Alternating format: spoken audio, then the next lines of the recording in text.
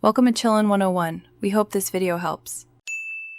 You're starting inside Calendar settings, sign into your Google account and go straight to the Calendar web app.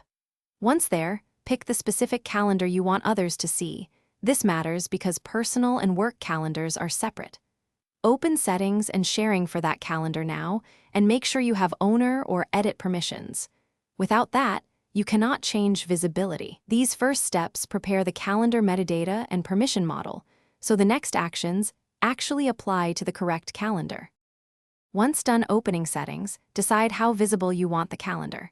Use access permissions to make it public or restricted, or choose share with specific people to grant access to individuals. When you add people, set the role, see only free/busy, see all event details, or make changes, because each option reveals more data. For embedding and apps, copy the calendar ID or the generated shareable link. Keep in mind that public links expose details to anyone with the link, so choose carefully before proceeding. You're almost done. Save your changes and notify recipients, then verify visibility by opening an incognito window or asking a colleague to confirm. Make sure to test both viewing and editing scenarios, because calendar-level settings can be overridden by event-level privacy.